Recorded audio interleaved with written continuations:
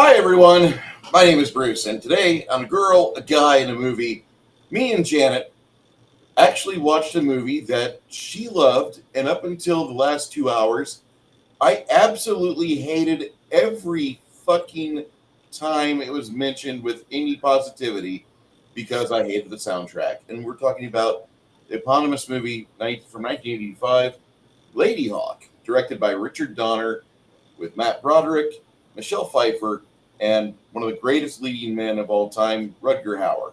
Mhm. Janet, you look beautiful today, Thank you. reminiscent of our leading actress of the film. Yeah, she starts out with a black hood on. So, because she's basically, in the cloak of night and a single woman having to basically fend for herself when Matthew Broderick's character gets to meet her.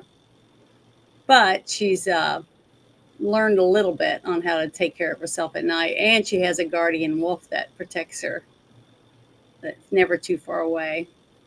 So, and she feels that she has to protect him.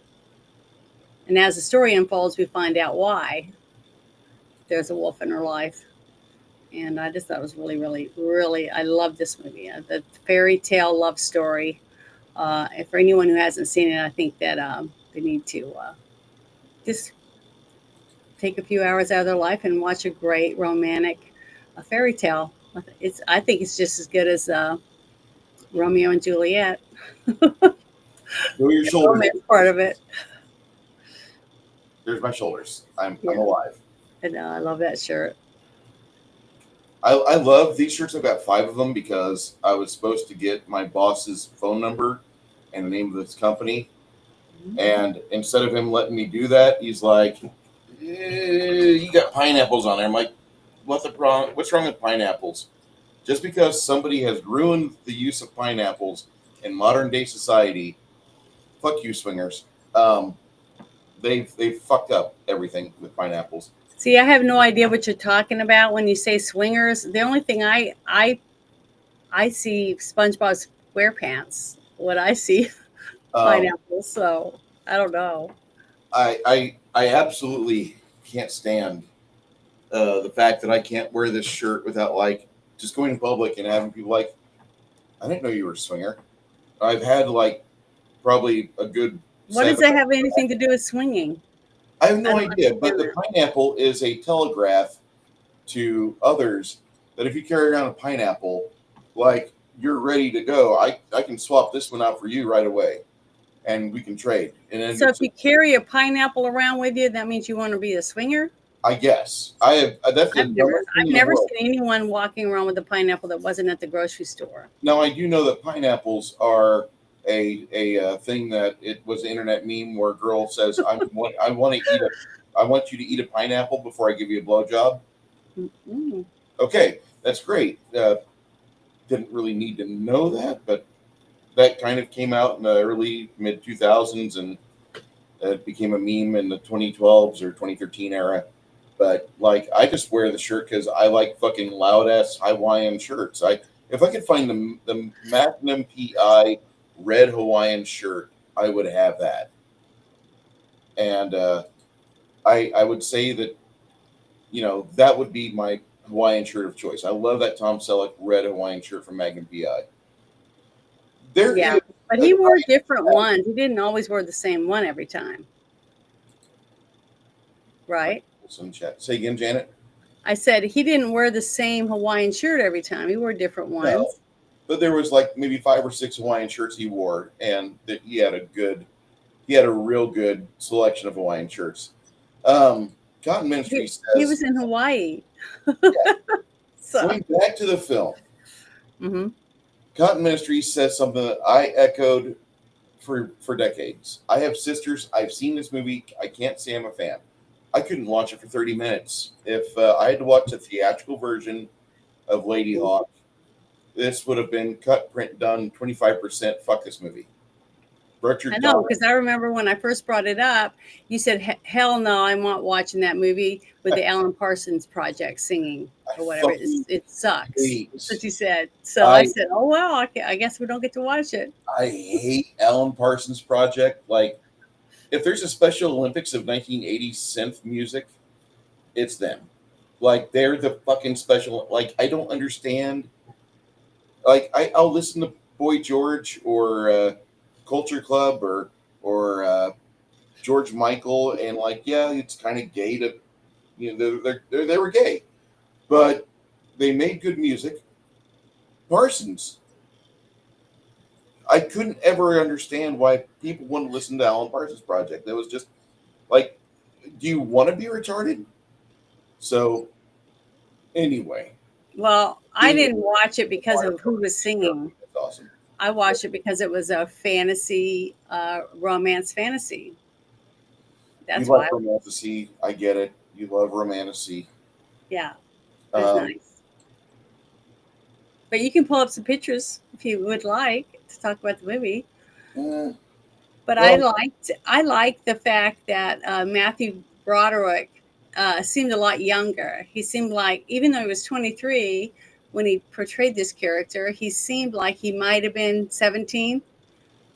but that's the problem with Matt Broderick. Mm-hmm. Hey, Makini, how you doing? $2 super sticker. The Shiba dog shaking his body from left to right, surrounded by red hearts. Hello, Makini. I hope you're doing well. Really enjoyed your show last week. I had to get back and do this before I fell into Mm-hmm. pumpkin mode. Thank you for the $2, though, sir. And Six Nation 31 King says, I saw Ladyhawke in 85 as an 8-year-old, so a lot of the details eluded my juvenile mind. And over the years, I've grown to enjoy the cinematography, the casting, and my older 48 years juvenile mind. You know, I still have a 12-year-old mind. I'm 50, but I'm 12 inside. Wait, Yeah. Janet's disrobing? He is. Dude, if I had the money, Janet would just wear this outfit like every day. I've worn this a couple times because I it's know, the and it's only been glorious. dress that I have. It's full length that I can wear to like Renaissance fairs and stuff with the big pointy hat, or just pretty. We'll have to come down. We'll have to get you down here when they've got the Sherwood Forest Ren Fair open, and you can just wear that and be surrounded by other people that are in costume. We'll Yeah, stay in I like California it. side. It's pretty. It's a nice. I've worn it for lots of different things, but usually it's a princess type, Mm-hmm. whatever. But I like the wig. I think it's really cute. Short I blonde. I could never watch this movie before because I hate Alan Parsons Project that much. Hmm. It's just a But you failure. got to watch this version without it, so you don't Yeah, have to worry about it. yeah, and like this version, it had a not updated score. It was given like a full classical score treatment, Hmm. and it's off of fe.org. And if you just go to that website, it's a database of a bunch of different movies that have been re-edited by fans, and you can see all sorts of things. There's multiple versions of Superman 2 from what I discovered. This movie's on there with a much better score that I actually can stomach. Hmm. But this this movie actually is watchable because before I'd try to watch it and the music would start and I'd be like, what am I watching? So I'd try to watch it muted and I'd never know what was going on. And I didn't know the dialogue. We didn't have closed captioning in the house. So I would just turn it off after 30 minutes. If my mom started watching it, she'd watch it for about 10 minutes and she'd go away. And then the pots and pans start banging around and she'd start doing dishes, which is an obvious sign for you to get up and do your own chores. But that movie never was watched. From 85 to 2025, I've always maintained this movie is neat, but it's splattered by the retarded sound of art that Alan Parsons Project is. Well, don't go so fast through some of these pictures. I am impressed. I was really impressed with the textures of the clothing, all the different outfits that each of the characters wore. I mean, like Rutger Hauer's robe, and his pants and his jacket. The little wasn't really armor. It was like one of those jackets that they wear with their signal on the front of it, that type of thing. It looked like it was really made out of wool, things like that. A lot of here. Do what? The clothing looks authentic. Yeah, it was very, very rich and detailed. Uh, every outfit that you saw each of the people wear, even at the very beginning, when Rutger Hauer first captures Matthew Broderick's character and saves him basically because he needs someone to help him because he feels like he's not giving enough attention to uh, Michelle Pfeiffer's character, Isabeau. He doesn't feel like she's being cared for, like he's worried about her because it's already been almost 2 years since the whole tragedy happened where the spell was put on both of them, the young lovers, to keep them from ever being able to see each other face to face again as a curse for the bishop. So I feel like he reaches out when he sees that this, especially since he said he was bragging, to all the other people there that he had escaped the prisons of the city. What was the name of it? Aguilar. Mm-hmm. Okay, that he had escaped, and he was bragging about it. So that's why he saved him because he thought, well, this is a guy that can help me get in there, so I can kill the bishop because I'm ready to kill him, even though we're trapped this way and we're always going to be this way. We're never going to be together, always together, but always apart. That whole thing, which is very sad. I cried like 5 times. Again, I've seen this like 20 something times, and I still cry because it's so heart-wrenching to me. And the fact that they use so many different is it eagles or hawks, red-tailed hawks, to make this movie, because for this film, but one some of them were really ones that would land on his arm, and then others they got that would fly on command, and then different hawks had to be used for different things that it was used for the movie. But it did such a good job at portraying and getting you to believe that it was Michelle Pfeiffer's character. So because it was her during the daytime, she was cursed to be a hawk, and he was cursed to be a wolf at night. So they would never be able to touch skin, hold hands or embrace each other. And they had no memory, basically, of what happened to them the day before in their other form. And except they had a kinship to each other because they knew they were safe with the other. Like when she was a woman, she knew that she could be safe around this giant black wolf. And during the day, the hawk felt safe with Rutger Hauer's character of Navarre when he was a man, and then she would pet his horse Goliath and groom it, and just spend time with him because there was no way for her to be with him. So it was like love amiss, I don't know. It was just very romantic. I just loved it. It was so romantic, and I loved hating him. But he was great as evil bishop. John Wood, the only crime about John Wood is that he looks so much like Harry Dean Stanton. And I would confuse those two. John Wood being in 1984's War Games, and again with Matt Broderick. And then he was a good guy in that one, though. Yeah. But he did such a good job for me to see him in this and be so evil, because I really believed he was just horrible, a horrible, horrible person. And something about that actor, the one that played the monk, he seemed very authentic and a kind older man that was tore apart by his drinking that caused him to spill the beans to the bishop about the bishop's love. The woman he loved that wouldn't give him the time of day was already in love with someone else, and that's what drove the bishop's jealousy into oblivion, basically, where he made a pact with the devil to use the dark arts to curse them so that they could never be together. And to me, it was all very believable. So, and it was so it's such a tragedy, a love triangle. And the two that were madly in love would never be able to be together simply because they were in love with each other. That was their the reason why they were cursed. It's because they fell in love. And I just thought it was so romantic. Yes, warrior, I am a hopeless romantic. I can't help it. I just love these kind of movies. I think that's one reason why I love fairy tales so much, because it almost always has something to do with people falling in love and fighting for good, so they could be together. And I just love that. That's one of my favorite things, because I do believe I in true actually, love. he's offering me the cherry tomatoes. I've actually got some tomatoes on the vine in the other room. They're really, really nice and ripe. They're not I'm, from my own garden. I'm drinking my lemonade from my bitch mug or my bitch glass. That's cute, Janet. Hmm. Um,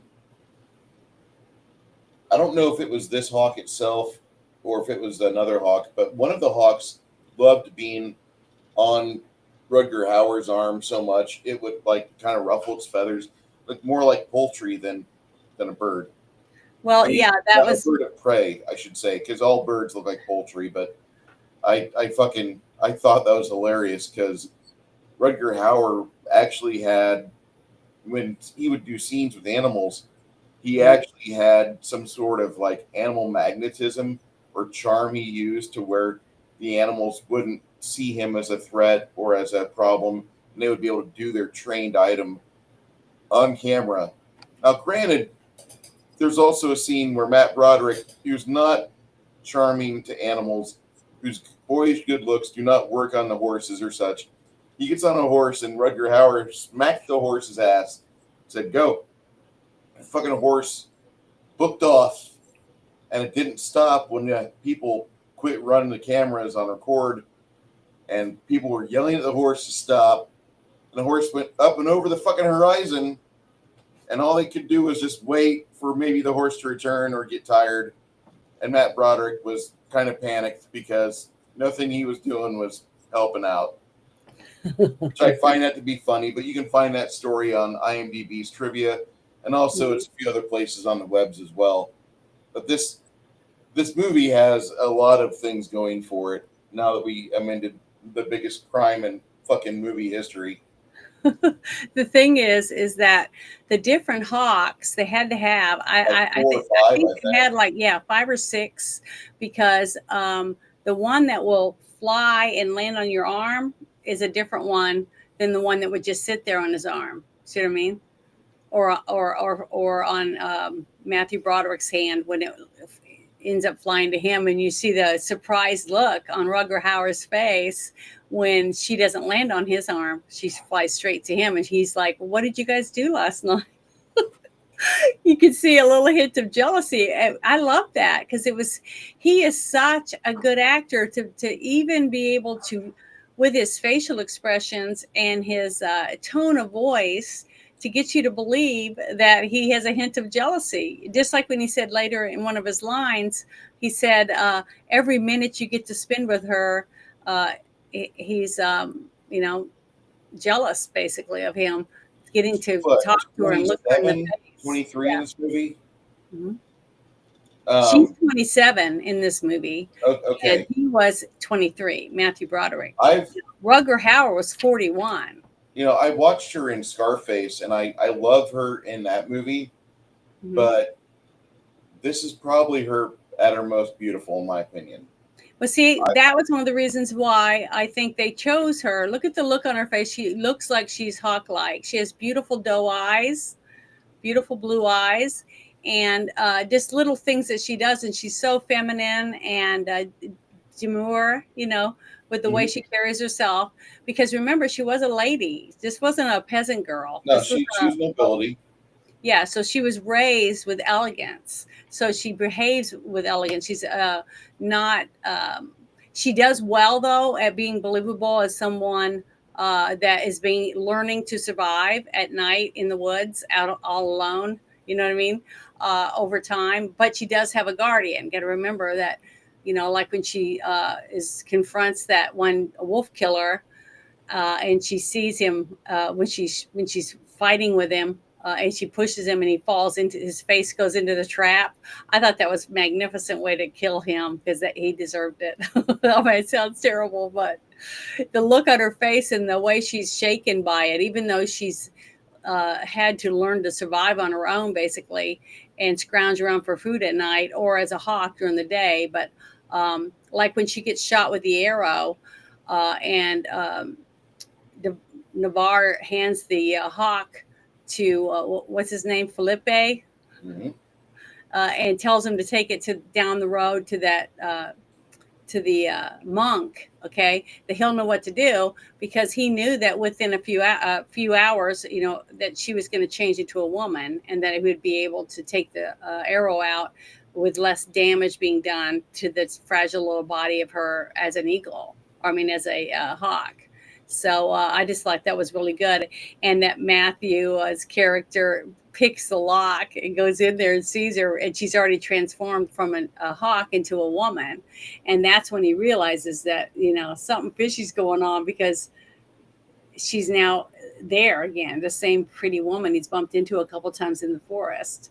So that couple right there, I mean, look at the way they're dressed. The way they're dressed, the edge on that axe, which it looks authentic for the time period they're Mm-hmm. trying to reflect.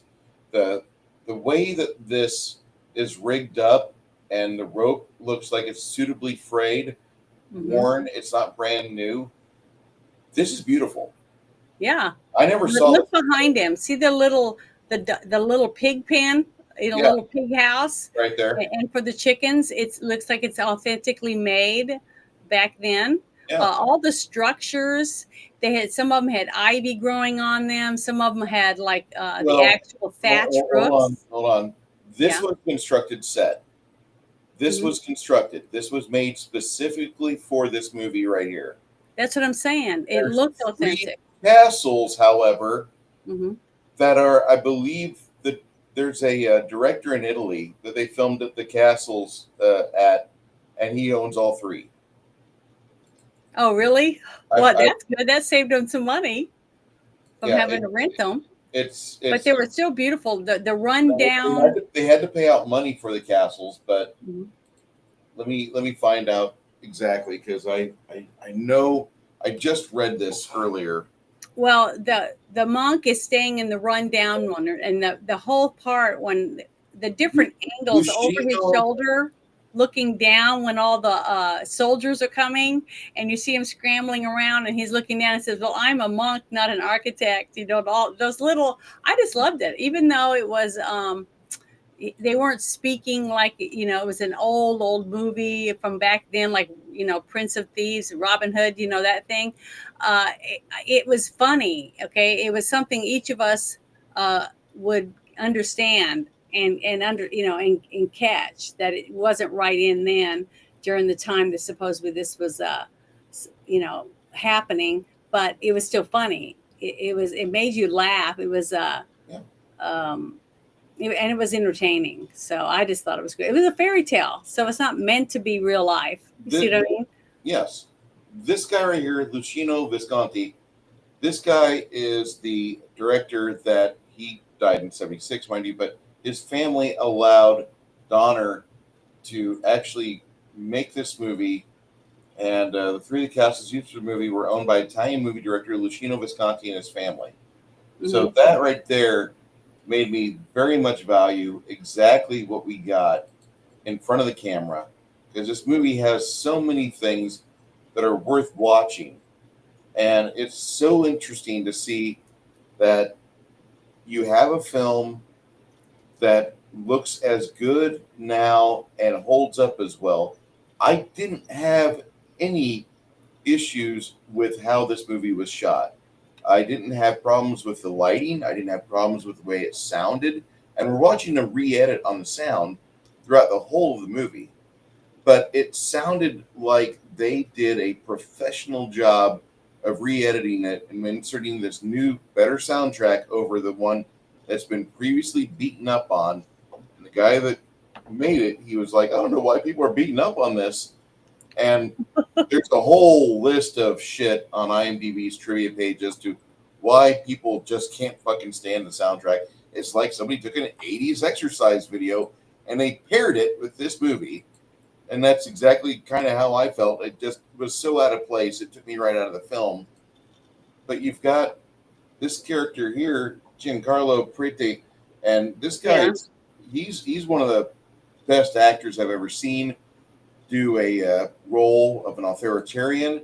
He died in 2001. The problem that I have isn't really a problem. There was a movie called Dragon Slayer that we watched years ago. Yeah. Mm-hmm. And every time I watch that movie, I'm reminded that so many people in the world that are doing authoritarian figures in movies, they always look like this guy, John Halem. He died in 2006, and Mm-hmm. his role in Dragon Slayer, he's this dickhead right here, the head guard in charge that kills Yeah. the wizard later on. And Uh-huh. I fucking love John Halem, but that the guy from Ladyhawke, this Giancarlo Prete, that guy, he really sold it. He really sold the role of him being an authentic dickhead, and he did it like nobody else. I was very impressed with him, and also it looks like he's the guy that's on horseback doing the fighting with Rutger Hauer. I might be wrong, but I think he fought a couple of different people. Not mhm. just, it was like 5 different horseback fights with the swords. Yeah, And it looked realistic because it wasn't like over the top. You know no, what I mean? Like when he ran by and he hit him with the sword the first time, the guy fell back on his horse. Like, it knocked him back, like a real, instead of him just sitting there like they're all so muscular or whatever, and they wouldn't be move at all. You know what I mean? From getting hit with a huge sword, which is really heavy, like that one I have hanging on the wall. that Flamberge. I can barely lift it. I mean, it's a Claymore, real one. And I work a out, and I real think I'm pretty two-handed healthy. sword like a Flamberge or Claymore is going to be hard for a person to wing about. You have to train with it, and there's a spot almost on the blade where you hold by the handle, you hold it past the cross guard, and you can help whip it around a lot easier. But that's a fighting style all unto itself, and you have to be really fucking good and strong to maintain that for any level of time. If you're going to have a Yeah. fight scene that lasts for minutes, you better be in shape, because if not, you're going to look pretty bad on film. I know I would be bad on film if I was to take up a Flamberge and try to do a fight scene today. Why? Because I'm fat and I need to get a better cardio. All right. Um, this this guy I loved. I thought he played a really good dickhead in this movie. Really good authoritarian. Look at these. Look at the chainmail. Look at the Uh-huh. fabric. And This I was. like that you can separate the different people in the different uniforms and stuff. Mm-hmm. Okay, but look at the helmet and the texture of the red cloth. It looks like it's a little upgrade compared to some other guy that might be just wearing, some stuff on a horse, because this guy is working for the bishop, right? For the Yeah. church. So they're going to have more moolah, even though the other people are poor. And they should be, wearing less likely nice linens or wools and things like that. They'd be wearing more raggedy looking clothes, just Oh, like what his jacket looks like. The thing that he's wearing, it's a frock, but it's very cheaply made looking. You know what I mean? It's very poor. He looks poor in the outfit he's wearing. keeps don't clicking. Very authentic looking scene, because that probably is cold. Hmm.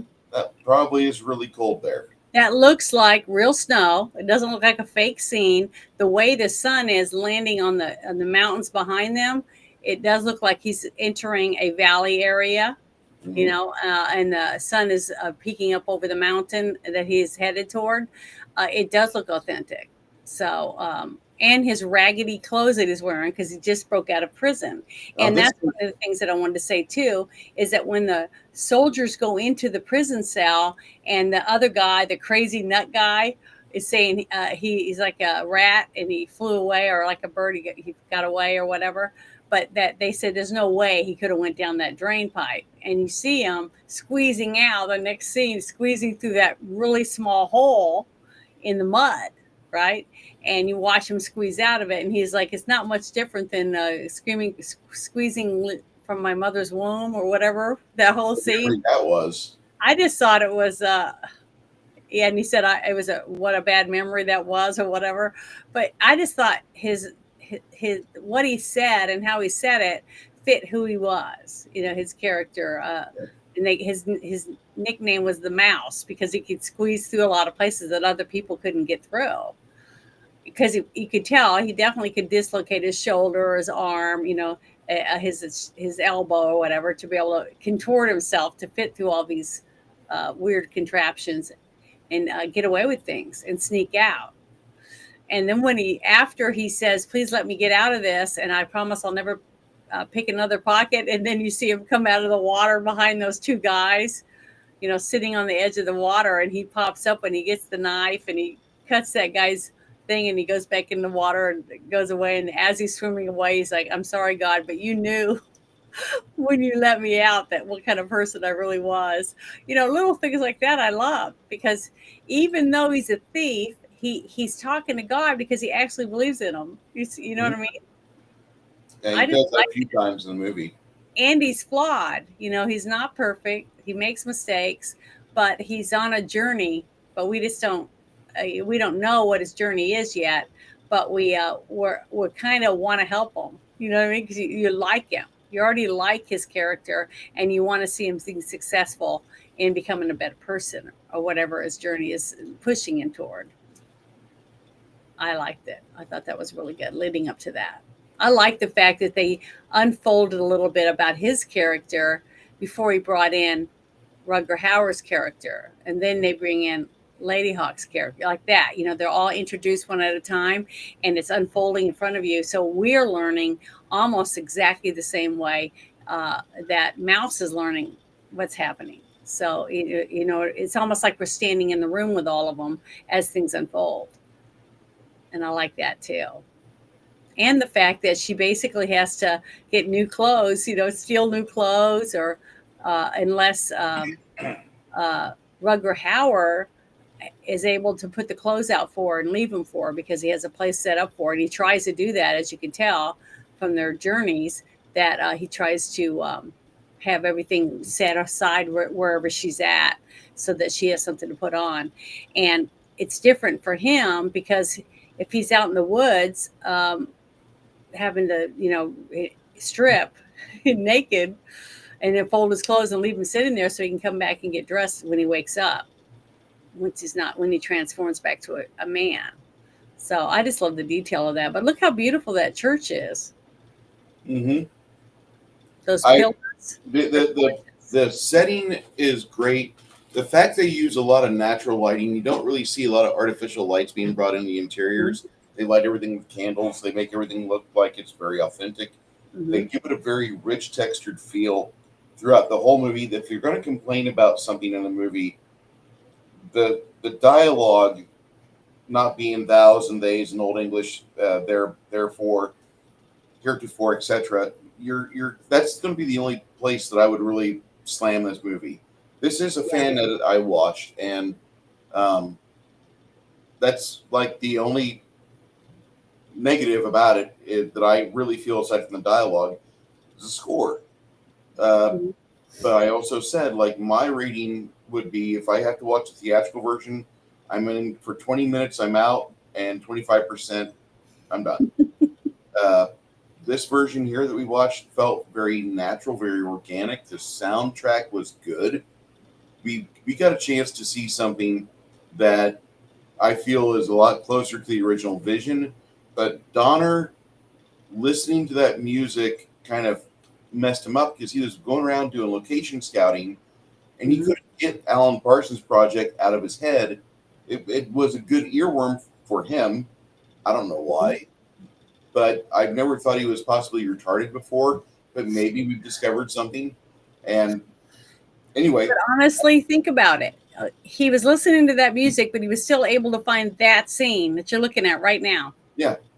So it inspired him enough to create something very visually beautiful. And I'm not going to talk ill the dead, but like, he was an idiot for bringing Alan Parsons in here. I'm just going to say it. Like, but you got to also remember, just like I said, the director gets to choose a lot of things. Now he has to bend sometimes when the producers come and say, we want this or we want that, and we want to lean towards this or we want to lean towards that. And the director has to try to codify them the best he can without giving up too much of his, artistic expression of what he wants it to be. So it's a lot of give and take if you have someone who really is relying on the producers and stuff for the cash, to make sure that the everything is funded, paid for. So, because he gets to, remember, the director gets to choose who his prop master is going to be, who's going to hire the actors, all the extras, who's going to hire the people that are going to do painting or all that. And then when you get on the second director, different people underneath you, they're the ones that help pick crafty and makeup and wardrobe, that kind of stuff. Unless the director's already got somebody lined out that he's already been talking to. That because sometimes you have a director that's wanting to, get in, do certain types of things because they usually have certain genres that they like. And a person might know someone. Let's say like you have a casting director that has an actress or an actor that wants to be in this movie and they've read the script and they really like it. So they'll take it to their casting director and say, okay, I love this. Can you see if you can read it? If you like it, help me find a director that might want to make this into a film because I would love to have this part or whatever in it. So there's so many different ways that movies end up being made and getting into the right hands simply because somebody knows someone. It's very rare that you have a total blank script out there from somebody that's nobody ever getting discovered. You have to pretty much know somebody or nothing happens. So that's just the way it is in Hollywood. So it's all interconnected with people that know each other to be able to get something done. But from what I read, they had already had the casting director had already talked to Sean Penn and Kurt Russell.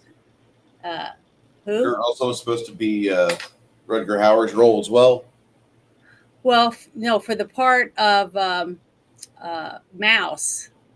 Oh, Sean, yeah. We talked to Sean Penn and Dustin Hoffman. Both of them had been asked if they would want to portray that character, and both of them said no. So I'm glad because I really like the fact that they picked Matthew Broderick because I think he did a really quirky, goofy interpretation of it. A loving character, someone that is a little rough on the edges and not real smart, but he thinks he's smart. That kind of, he did good. I thought he was a good person for that part. Alfred Molina selling it again. First time I saw him was in Raiders of the Lost Ark. Throw me the idol, Indy. I'll throw you the whip. Yeah. I don't know. I really think he's a good actor. Yeah, he's a great actor. He sold it. And his eyes, you could tell the way that they put makeup around his eyes. They put a lot of black around his eyes, and they frayed his hair out, and they made him dirty and scruffy, and made him grow his beard just a little bit to make it look like like he was unkempt, because he's out in the woods all the time setting traps or whatever else. And then the clothing he's wearing, it's very like he made it himself almost out of all the skins because he's very macho. He thinks he's the best there is at what he does because he's a hunter basically, and he's scary, especially when what he's hired to do. And when he shows up with his extra horse covered with pelts, bloody pelts from all the wolves he just skinned, and Michelle Pfeiffer comes out as Isabeau and sees it, and she starts screaming because she doesn't know. She knows he's there to kill, and he's looking for her man, and he's gonna get slaughtered if she doesn't get rid of this guy. Even though she's just a lady in waiting basically that's trapped out in the woods alone. So I just thought it was really good. I thought the way that the fright of not knowing if you're going to survive the night, basically each night that went on and each day that went on, whether the hawk was going to survive, just like what happened when she got shot with that arrow. It just takes one mistake, and other predators, that could have taken her out. So he had to keep an eye on her all the time and try to take care of himself. And then she felt the same way. And at night, he watched out for her, but he still was a wolf. He thinks like a wolf, he acts like a wolf, and he's out there and he has the same dangers of a wolf. Like what happens when he is crossing the ice and he falls through the ice. He's trying to protect her from guys like this. Yeah. And I think I know. does a mostly pretty good job. Mm-hmm. But she does have very delicate features and stuff, and the big doe eyes that could be bird-like to someone, an owl or a hawk or something. So, but I love the layers. See the layers? It's winter. You can see it's winter. It's cold. So him running around with Italy is not a pleasant environment. Yeah. Northern Italy is mountainous. It's cold. It's chilly. It's got the Alps. I mean, for fuck's sake, people think of Italy, they're like, oh my God, it must be like Florida. Maybe the southern boot of it. Well, they think that because it's wine country. And everyone thinks, oh, well, they can't grow wine where it gets cold. That's the thought process of people. They grow wine in Mackinac, Illinois. Okay. I know. Winter grapes. A lot of people don't realize it. Sometimes it's depending on the kind of grape you want to raise, what kind of environment you want to raise it in. Yet another beautiful scene. I love breathtaking. What? Isn't that breathtaking? It is.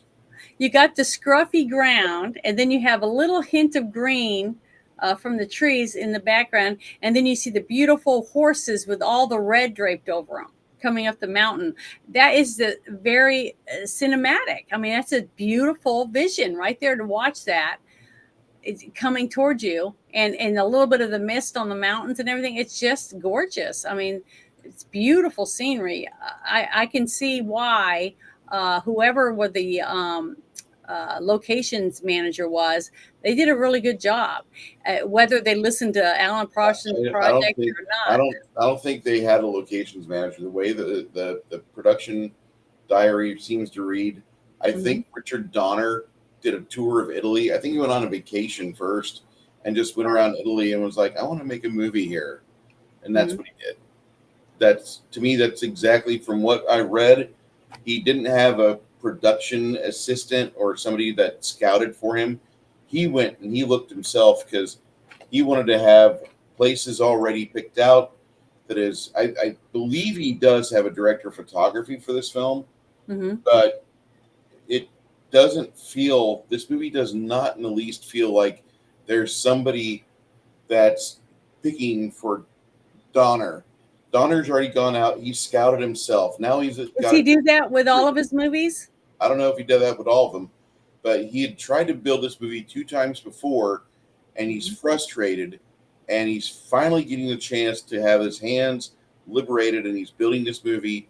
He's listening to terrible music, and then he's going around Italy picking various scenes, various locations where he's going to have the camera facing, and when he gets to the actual filming of it itself, he's going to be able to tell people like, okay, we're going to do this. We're going to do this. Point the camera this direction. This is the choreography of how the actor's going to play out. You do that for me, and I'll be fucking happy. And I think that's basically what happened because he's got Vittorio Stotaro, and he's a cinematographer of photography, but he's, of course, Italian. Vittorio Stotaro, and he is one of these guys that he already lives there, and he already knows where Donner's going. But Donner is very much, from what I'm reading here, a megalomaniac. Maybe he is like that in all movies, but for this movie specifically, he's frustrated, and he's tried to make it before, once in America, once in Czech, and he couldn't get it done in Czechoslovakia, which really surprised him. Why was it? Is it because of the funding, or was it because he couldn't get Funding in the Czechoslovakia property he was so wanted? much less. He could have made a. This sounds terrible, and I'm not trying to be a dick, but he could have made a much better film for the money he spent in Czechoslovakia versus Italy.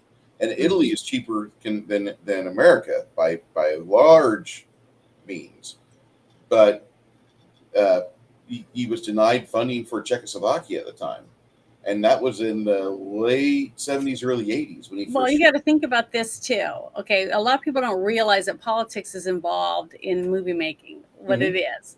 Okay, it's like right now, every single time I do any shows or anything on YouTube, and I do a live stream, and I have my opening, which is Janet from Another Planet, with a song. It's a Taylor Swift song. It's a very small portion of it to where I don't get taken down. But I do get a notification saying that Taylor Swift does not want this played in Russia at all. Yeah. So that part of the video will be taken out before anybody can see it in Russia. And I mean, it's little simple things like that might be the reason why he ended up doing it in Italy instead of the other place, because our government was having an issue with us spending our money, American money in their country. It wasn't Czechoslovakia at the time, was it? Wasn't it named another country? I don't know, but what I'm saying is it could have been something that going down a rabbit hole. So it's funny, but that's why you have so many lawyers. It really is stupid, but when you go and you watch, the credits of all these movies, you get just tons of lawyers in there from all over the place.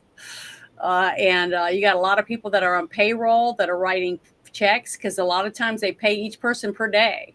So like let's say you have some special people there to do special lighting for 2 or 3 different scenes, and they have the script broke down into sides for the actors, and they got these little books for scenes that are going to be filmed that day in this area, because all the trucks, everybody's there, Crafty's there in one location to film. And then you got second crew somewhere else, filming just people walking down the street, or people crossing the street, or a bird flying, or whatever, to edit into the action scenes that you're filming with the first crew. See, it all goes together like that. So there's lots of stuff going on at the same time. It just depends on who you need on each set. Whether you need what makeup person you need here, the personal assistant for a lead actor, like Rutger Hauer would have his own personal assistant that made sure he had, whatever he needed at any time. And same thing with Michelle Pfeiffer, Matthew Broderick, or whoever, depending on what the company is, the production company is providing for each of the actors in their contracts and stuff like that. So it's all very detailed, but then you have a person that just writes checks just to those certain people that only work 2 days, so each day they'll get a different check that they can, cash out or whatever, but that's how it works. And then they can roll that all into the budget to the budget people, and they know each week how much money they've spent on their productions and stuff to try to stay on budget.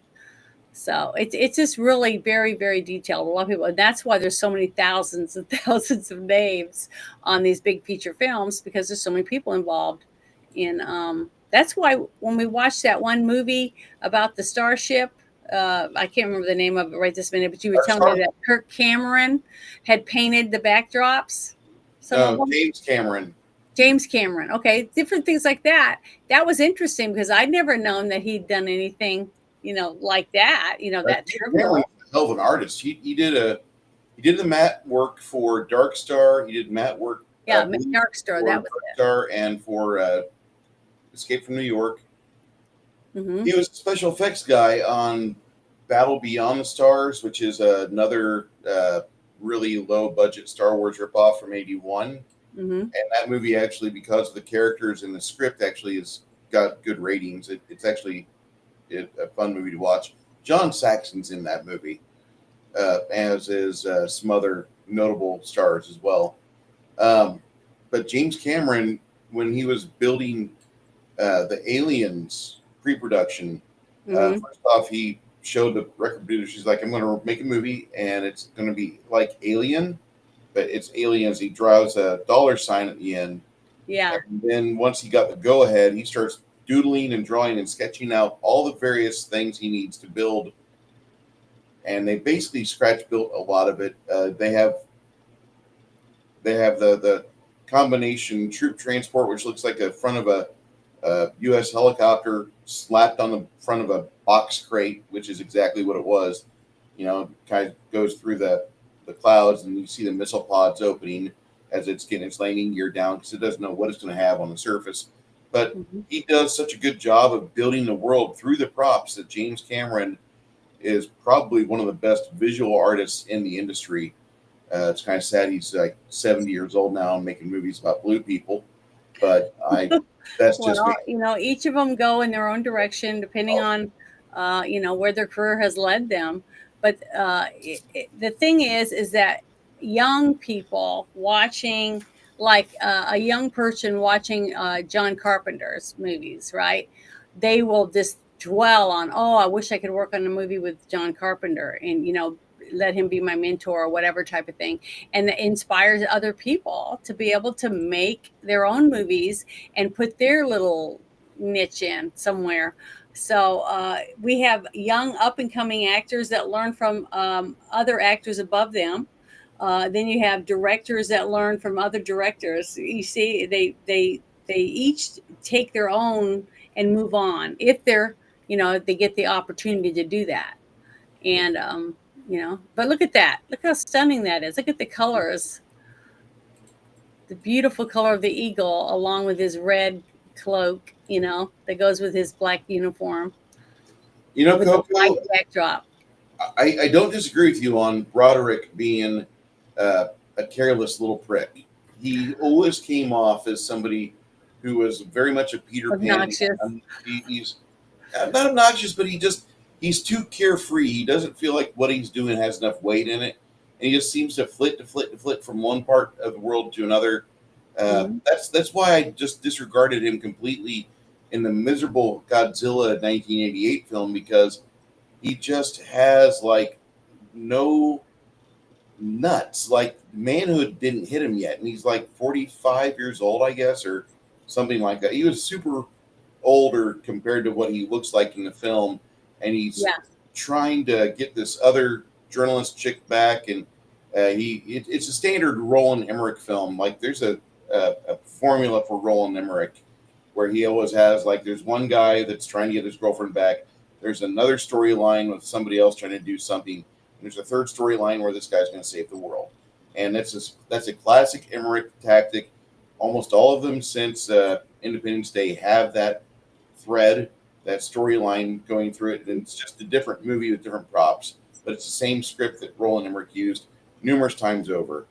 I think it was the day after tomorrow. Everyone has that. Everyone has an actor or two that they just can't stand for some whatever reason it is. I mean, I never liked Melanie Griffith. Everybody's went on and on about what a wonderful actress, and I'm like, well, what are you talking about? I thought she sucked. I'm not a big fan of hers, but I do like the movie Working Girl, because that movie showcases just how bad of an actress she really is. Well, it's just what I'm saying is that, you have the right to not go to a movie if you don't like it, So, I don't have any problems with anyone if they don't like a movie or don't like an actor, because, everyone goes on and on and on about Sylvester Stallone. And once I met him, I'm telling you, I just don't have any respect for the guy at all. I just don't like I won't watch his stuff. Unless I have to. If I have to do a review of it, I can do it and go by just that. But I would rather pay my money somewhere else. And you know why. I'm not going to talk about it. Yeah, but that's just, we have that right. Thank goodness we live in a country where we have the freedom to say, F you, I'm not going to spend 1 cent to watch that guy. Just like you, we got a break because we have someone who watches our stuff. And he said, hey, I got a movie you can watch, and it doesn't have the Alan Parsons Project's theme in it. We can watch the version he had that was, had different music, and it was great. So it worked out wonderfully. But, we were lucky to have that. And this week we had a fan that let us watch that other movie, Lady Ballers. So we would never been able to watch it. Probably would never seen it. I just thought it was hilarious. So, opportunity knocks, you got to grab a hold and dive in when you got the chance. But I love this movie. I thought it was great. I thought that Matthew Broderick did a great job portraying the character that he was chosen to play, uh, and I thought he did a good job. I thought he was like the sidekick, basically. Oh, one of these days we may have to attempt. Either we'll watch a Serbian film or the movie Italian Stallion. I haven't decided yet.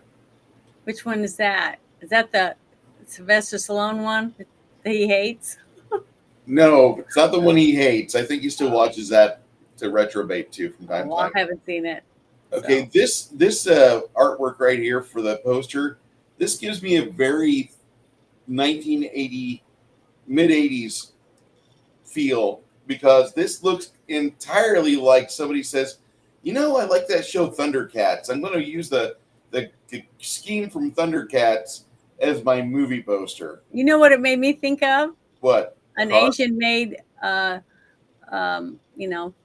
movie. The martial artist type. Oh, The because sun, the big circle there. rising behind it or something. Yeah, That's what it looked like to me when I saw it. And the horse, the guy on a horse. yeah. That's what it looked like. I love the horses in this movie. The horses are so. The scene where they're fighting inside the temple, basically, in the church, with the beautiful horse the bad guy was on, the flowing, gorgeous mane.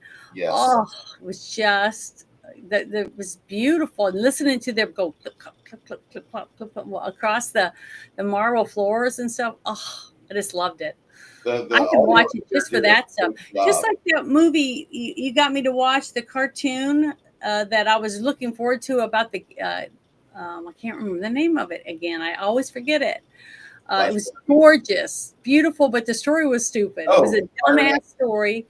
Everything about it was, that one. Oh, breathtaking. I mean, that was a work of art. I mean, that's all it was. It was like going to your favorite museum, listening to the wonderful music, and it dancing around for you. That's what it was like for me. They're not dancing; they're twerking.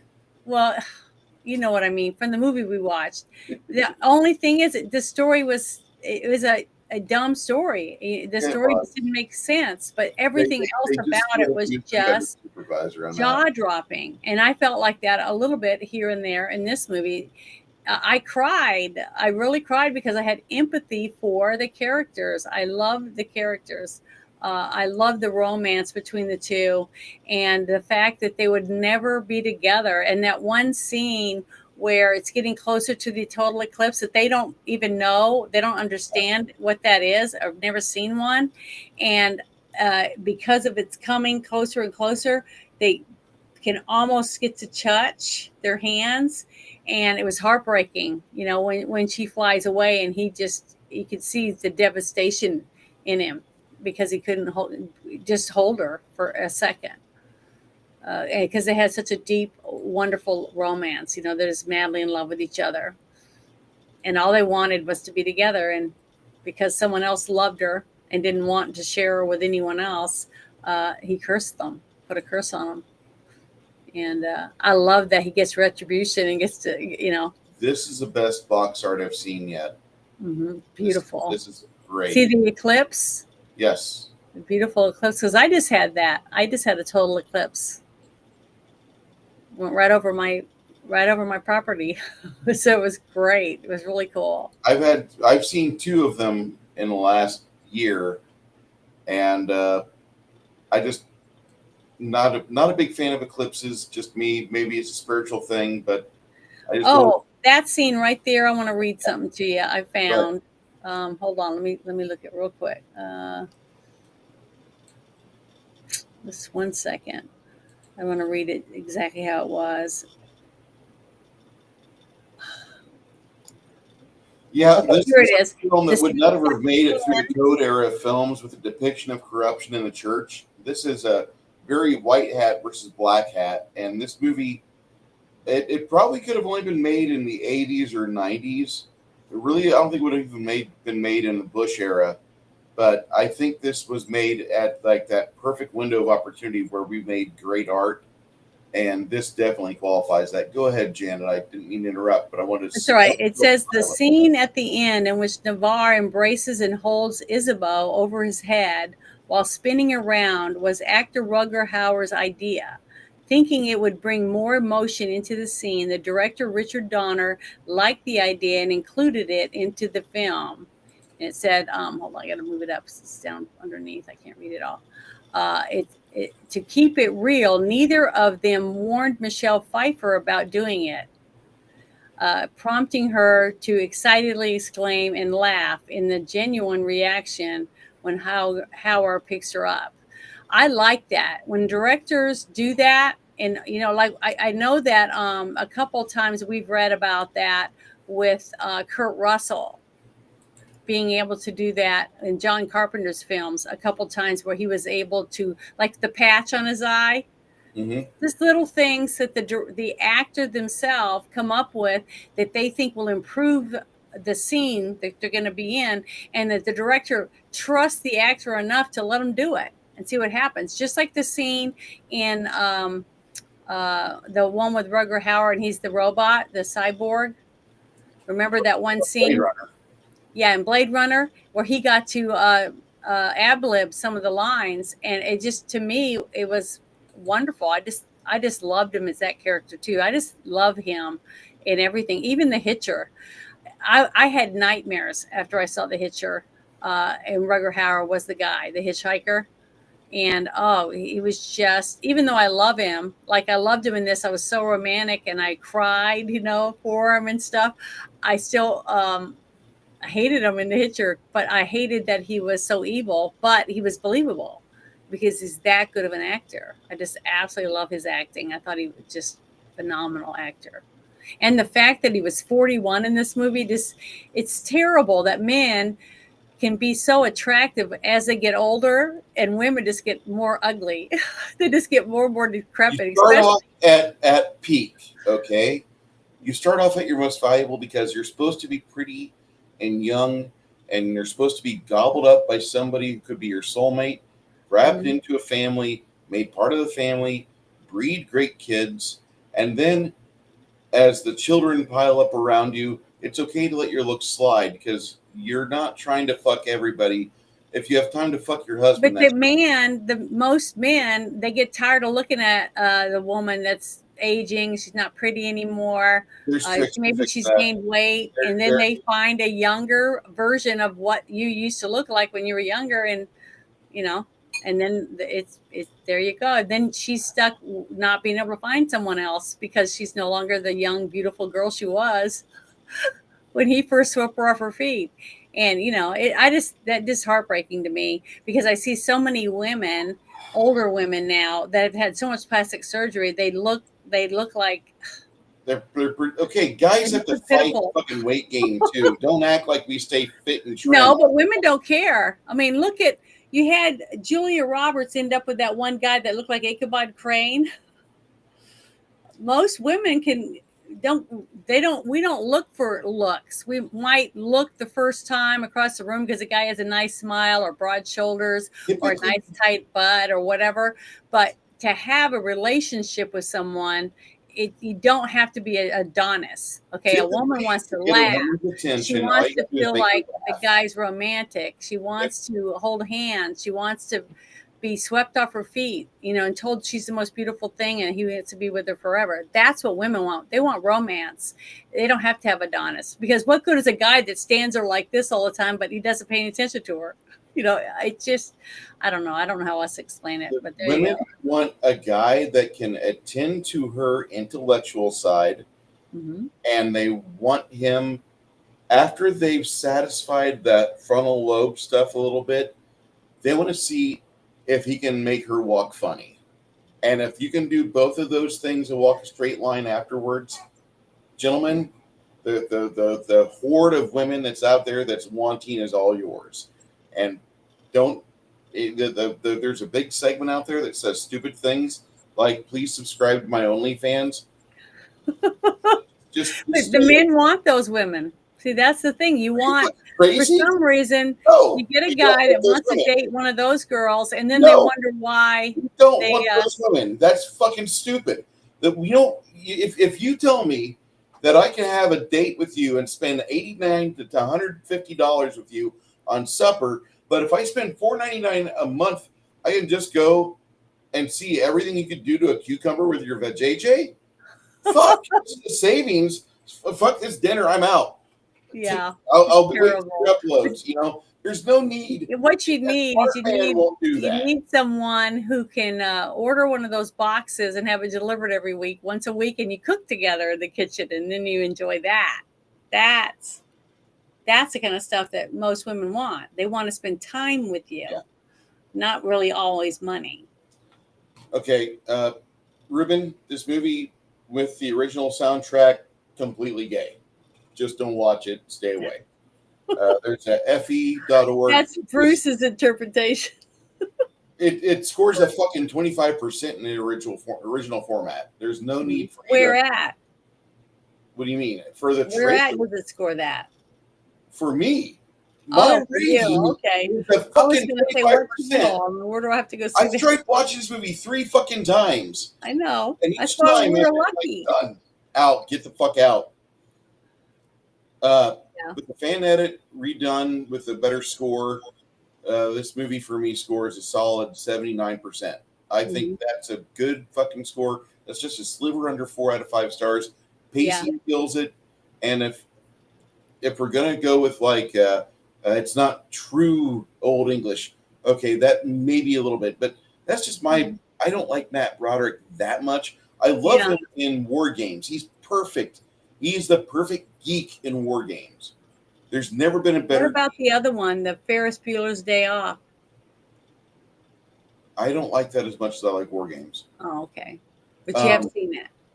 Yeah, I've seen that plenty of times. Okay. The reason why I saw that is because I felt like his best friend, who was always drug around, and dad had nice stuff, but like he always gets like the guilt complex thrown on him.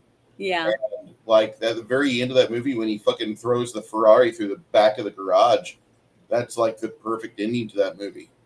Yeah. If he fucking says, no, I'll fucking deal with it. My dad and I will work through this. Mm-hmm. I love that. This movie is very quotable. Mm-hmm. And yeah, Crafty Gamer, try dating as a man. That's the thing. Try dating. I can't. I'll never be a man. I'll never be able to think like a man. I'm always going to be a girl. So I'll never be able to do that. And just like you won't ever be able to do that in my shoes. No, I won't. But the thing is that as a man, you like just being 5'6", that's 80% of all women would never want to date you. But see, that's one thing I can talk about. There was a guy who asked me to help him, or not really to help me. He's telling me, what's wrong? He goes, I filled this whole thing out and I'm on this app and I can't get the girls that I go out with, I go out one time and then they never answer any of my calls or anything afterward. And I said, well, how'd the dates go? He goes, I thought they went great. And I was like, well, can I see your ad? Can you share it with me? So he shared it with me and I was going through it and everything looked great. He had, so a good variety of photos and he talked about his job and, what he liked to do and all those things. But the only thing that was missing was his height. And I said, well, how tall are you? And he was like, well, I didn't want to put that on there. And I said, why? And he goes, well, because I didn't think women would want to date me if they knew I was only 5'7" or whatever it was. And I said, well, there's your problem right there. Because in your photos, some of the photos, the angles that you use, you look like 6'2", by the way you're standing next to the weight branch, stuff like that. And I said, so a girl goes out with you and now she's wearing heels and she's taller than you. Now she's embarrassed because she feels like if I'd only known you were this tall, I wouldn't have worn these heels. I would have been more. You know how you. Wait a minute, I'm not done.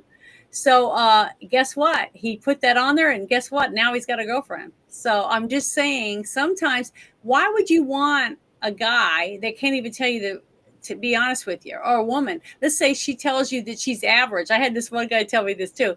On her thing, she had her picture, headshots and stuff. And then he said he went on a date with her and he goes, why is it all the girls say average is 300 pounds?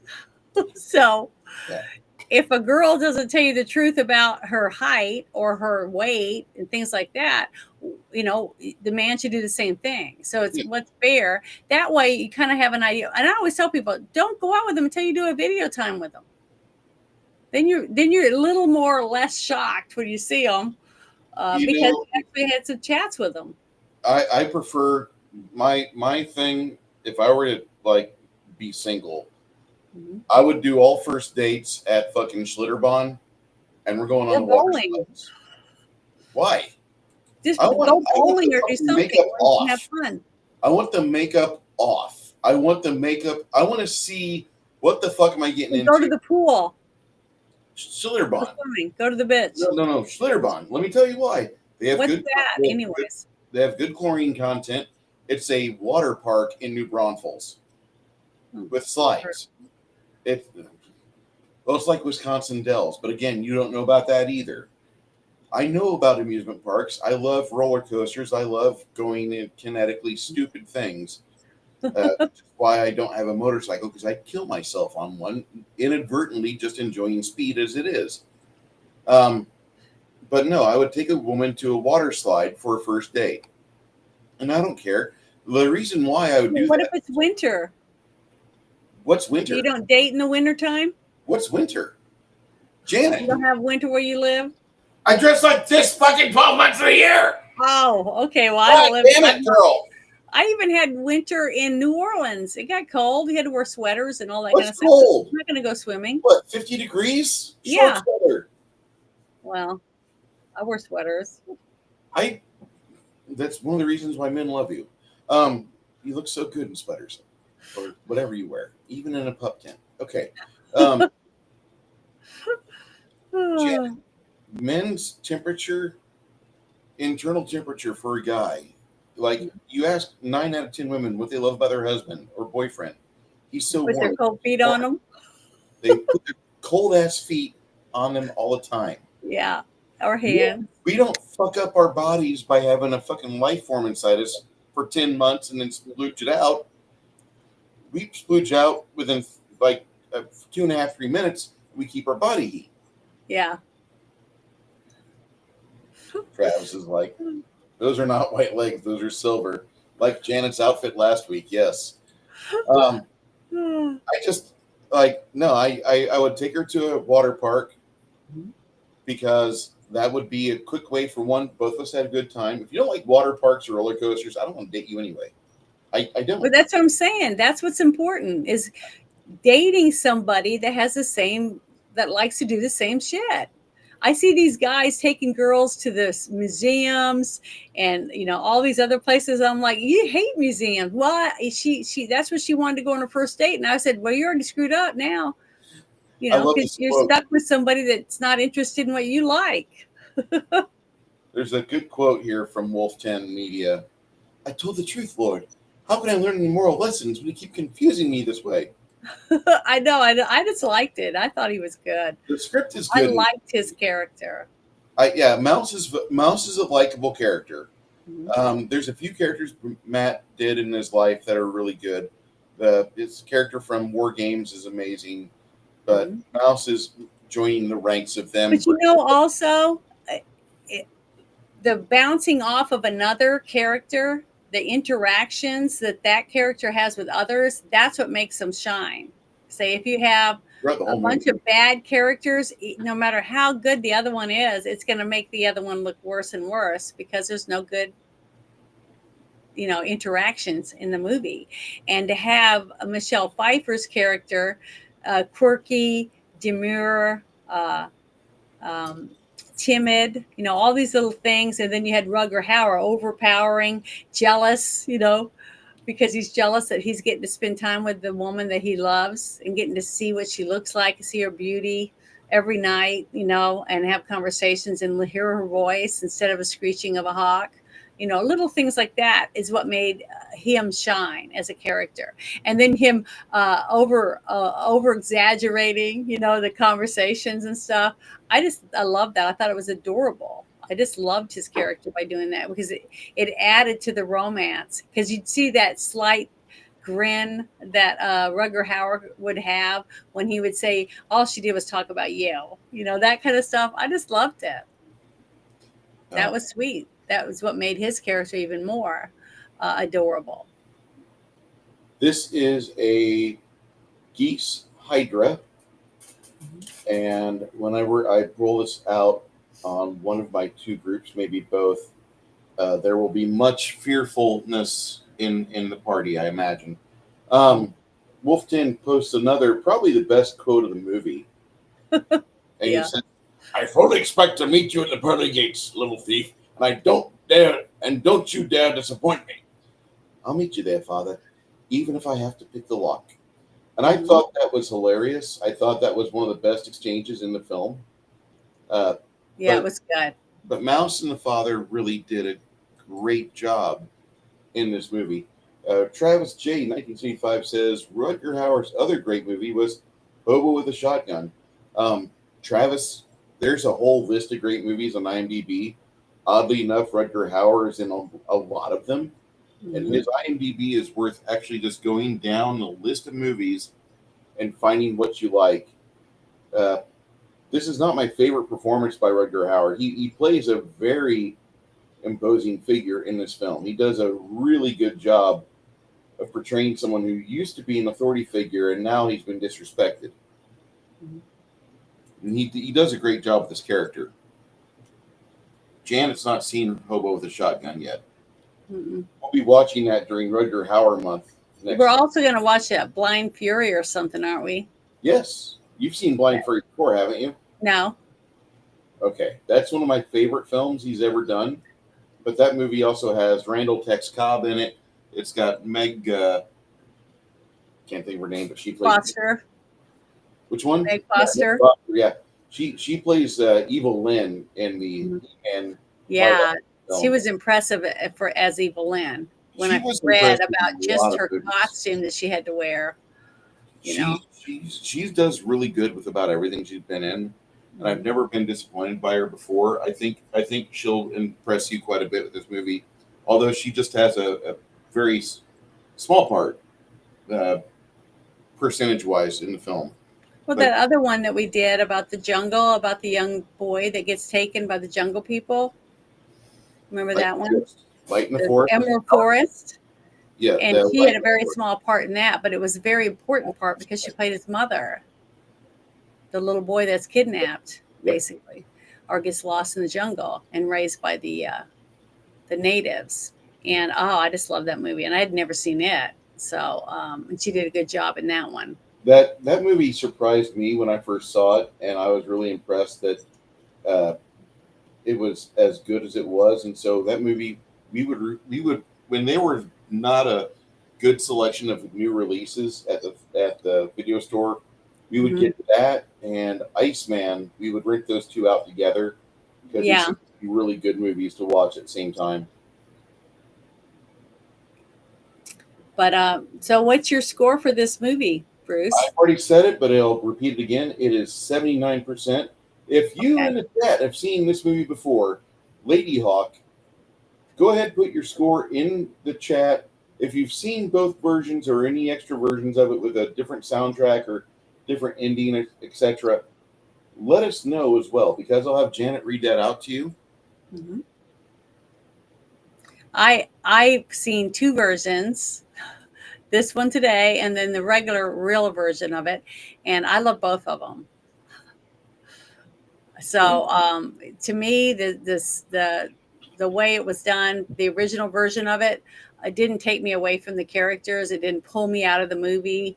I wasn't expecting it to be an authentic, like made back then, like Robin Hood or something. I was expecting it to be fun, and it was. So I enjoyed it both ways. But the thing is, I thought the scenes, the costumes were just phenomenal.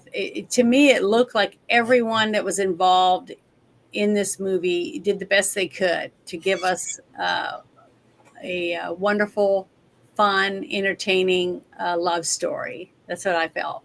And I thought, and I definitely felt like that's what I got when I watched it. And I loved the actors they used in it. I just loved it. I thought it was wonderful. And I gave it an 88 score out of 10.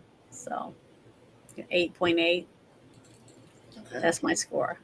And the only reason I'm giving it that is because there were a couple of little things that really didn't make any sense uh, with the way that they put it together. And I really wasn't editing, because I really thought the editing was phenomenal, considering, you know what I mean? Hmm. I didn't see any editing flaws. It all flowed very well. That was beautiful. Okay, is that Hardwicky? Yeah, Hardwicky said, for me, original 7 out of 10, rescored 9 out of 10. Wow, so he did love it. I almost gave it a 9. I was very close to it, because man, today watching it, I was crying. I was like, oh, emotional. It was so good, because I'd forgotten how much I wanted, how much I loved this movie. I felt like a young kid again, watching it, in awe, of the romance and stuff. I just thought it was beautiful. Still a beautiful piece of work, I think. We got another review here. Which one? Oh, Right there. 7 out of 10. That's good. And that's from him. From Travis. Our Moderus of Oh, Block. yeah. I know she loved it. I can see And why. then one of our assistant viewers. Oh, yeah. I got to pick up a prescription, so I'll leave my score in the chat just in case I don't make it back in time. 75 out of 100. Good, solid film with some innovative liberties. Yeah, I like that. I like that when a director puts their own touch in it. And to me, that's important. That's what makes you like one director over another. It says it's a cult classic for good reason. And yeah, it is. I really believe that too. I agree with them. Very close to my score, but mine's a little higher than his. All right. Flesh and Blood was good. Rutger Hauer's one of my favorite male actors. I dig a lot of his films. Wolfton Media with the score. Okay, it's an 8 out of 10, music mostly and action.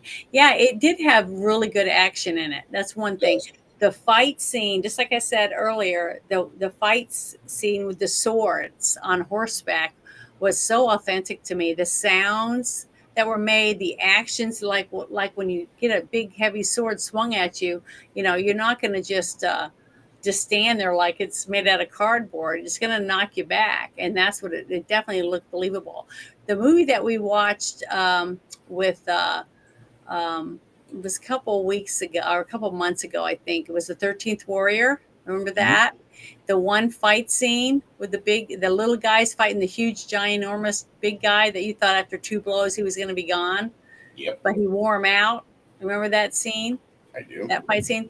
That was very authentic to me too.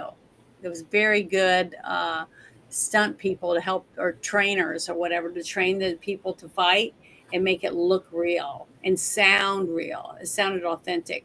That's what I felt on these fights. You could tell that the actors and the stuntmen worked hard to practice to make sure that it looked realistic for the movie, even though the movie wasn't based on any factual, stuff. It was definitely a fairy tale, but it still made you, you were, worried that somebody wasn't going to win. And it was breathtaking to see the 2 horses galloping towards each other and stuff, and you could hear their hoof beats on the granite floor. At least I think it was stone or granite, but it was so beautiful. It was just eye candy for me. I just loved it, and I love movies like that. Just like Wind River, the beautiful backdrops, even though it was a horrifying, sad story, you were mesmerized by the beauty of the surroundings that the people were enveloped in, on a daily basis. It just made it more authentic. The characters and what they went through. It was just beautiful, and that's how I felt about this. The backdrops were just mesmerizing. Oh, and then there's another one. Six Nations wrote something up there. Oh, he already said it. Okay. Yeah, he's a solid 75 out of 100. The version is real enjoyable. Yeah, I felt the same way.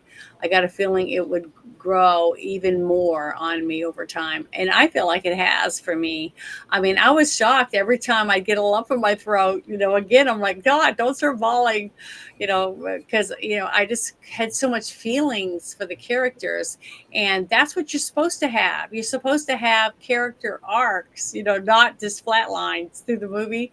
And yeah, And it was hard for Bruce, like you said, when he had such a bad score that he just could not get past because he could not get into the movie because the music was so There's another movie out there that a lot of people had told me they liked it, and my friends that are married, they went and weathered it because no real man really would go out and see this movie the way they advertised it and marketed it.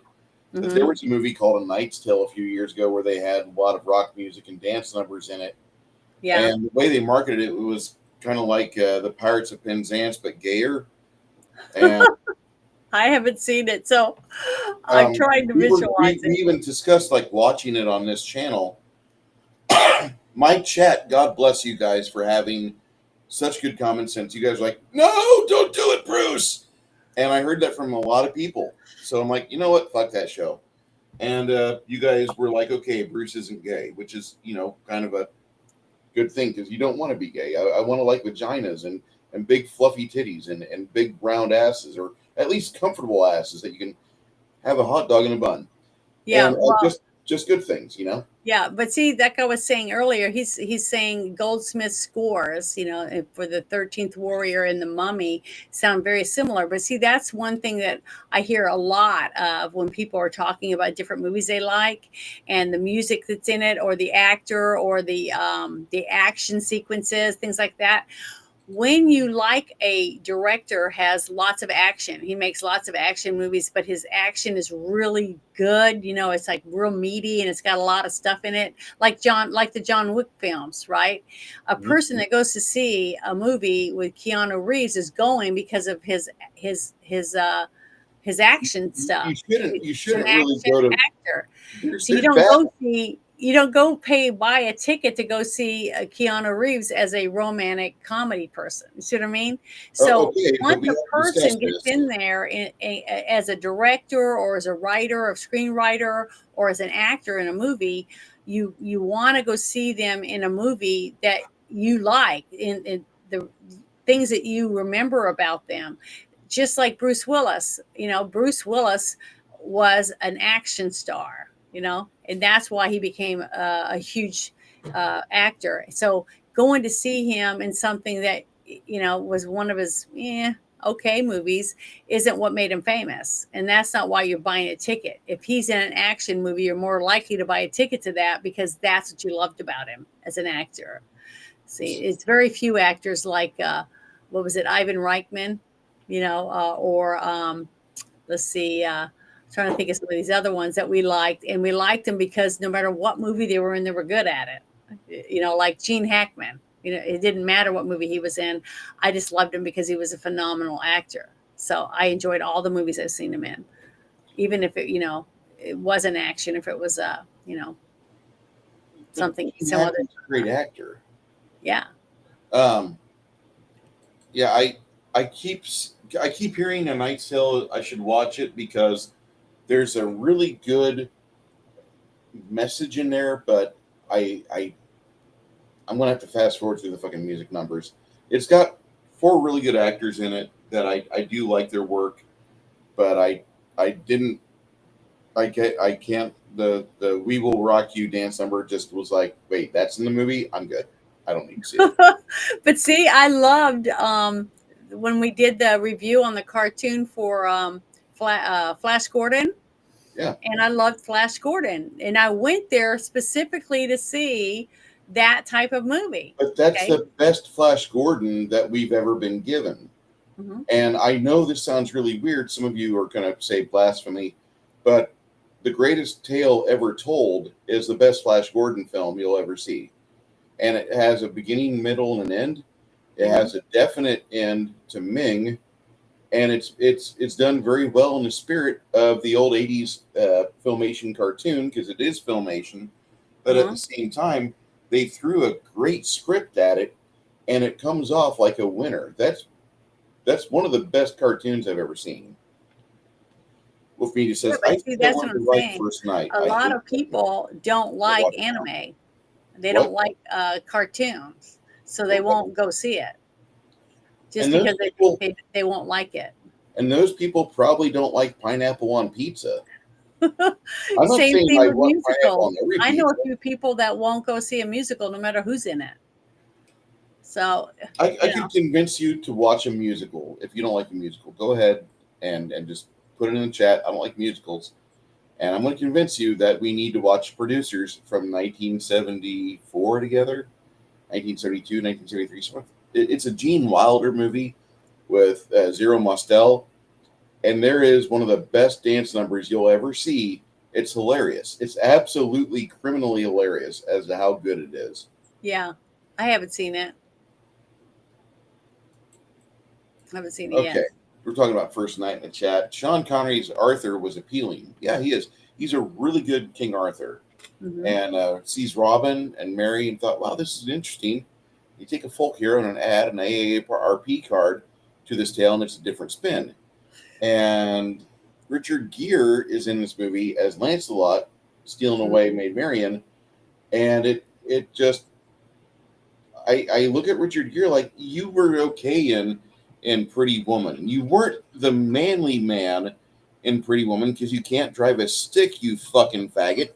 That's the problem that I have with Pretty Woman. Like, you expect me to believe that you're gonna have a fucking erection for her, but you can't drive that fucking Lotus. Are you fucking kidding me? That just pisses me off. I maybe I'm from a different era. Maybe I'm a different level of bigot. I don't give a fuck. But I cannot stand such garbage in scripts and then being shoved out on the media.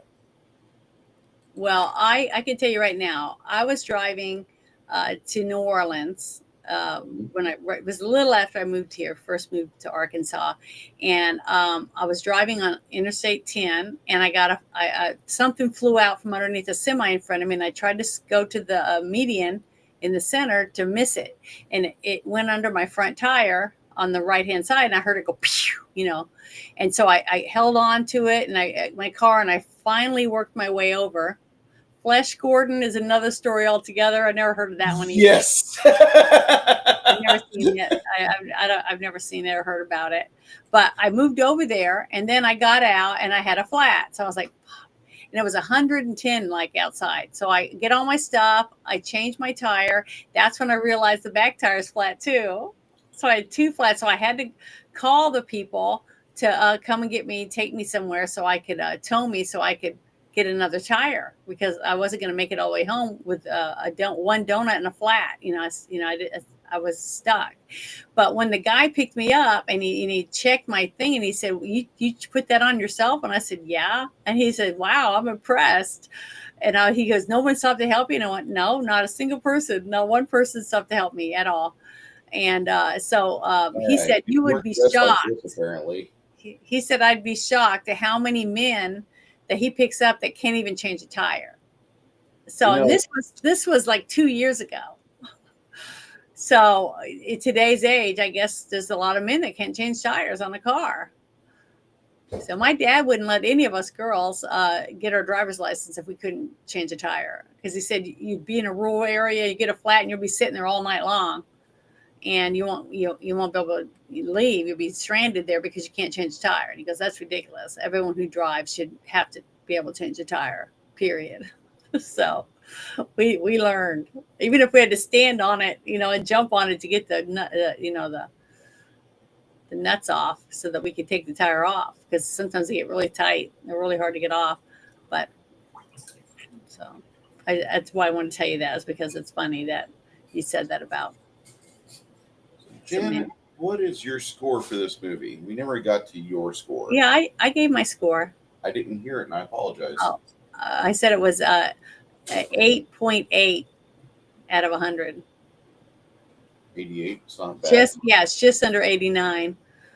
Just a tiny bit, but just from little tiny little things that I found. What's your and is that for the theatrical version? That's for both. Because honestly, watching both of them, it was nice to have the more subdued music. But to me, I enjoyed I cried in the same places. I felt the same about the characters. And I tried to see if there was a difference. But honestly, I didn't feel any different from the soundtracks of either one that made me like or not like the movie. So that had nothing to do with my score. I guess my other question would be, are you aware of what we're watching next week? Yeah, not without my daughter. Yes, Sally Field TV movie in honor of Ramadan. We're going to be watching a movie that would be absolutely haram. Not allowed. Not allowed. Mhm. Because it gives, the shitty religion, the shitty cult, a black eye. And we surely could use that in today's day and age. Scotland, our prayers are with you. Hopefully, you man up and you kick out the invaders. And hopefully, anybody in Western civilization, they do the same thing. We don't need these people polluting our world, ruining our livelihood, ruining our neighborhoods. That's all I'm going to say. And if you don't like it, go fuck yourself. Well, the thing is, I'm a firm believer that if you want to come to America, you need to assimilate into America and become an Mhm. American citizen. That means learn to speak English, learn to read and write English, and be able to talk to people, every day in everyday life, and There's be able to get a job or drive a car. All those things. That means you assimilate into our country, or don't come here. If you're going to come here and have 6 generations of people in your family that never learn to speak English, then don't come here. That's how I just don't value a nation or a ideology behind a nation that that's cute. I mean, So, even Norway, you have to be able to speak the language. You but have to the thing learn to is, speak the language to become a citizen there. I don't like the third world. I never have liked the third world. I've been over in parts of it. I don't like it. I want it to go away, or it can stay away. But like, I want a giant wall between us and it. And if you like the third world, great, stay there. But don't try to convert what I enjoy to your shitty existence. I think a lot more Americans feel that way than by saying, "Yeah, let's open up our neighborhoods and let's bring in these people under Section 8 housing and let's just ruin everything that we fought for 200 years." I mean, we have a very progressive society. I'm not proud of everything we've done, but we've done some great things. And I cannot agree with the thought of like bringing people over that have a religious cult that tells them that they're going to ruin and infiltrate and destroy everything about any other relationship with between people and their government, to where we have a miserable existence like what they had before they came here. I don't like that. I want a happy society. I want to be able to drive on bump free roads. I don't understand this. But too many people are willing to just throw their neighbors under the bus. And the Democrat Party is not really a party in general, they're a cult movement because that is a belief, that is a religion they have, and a lot of people don't see that.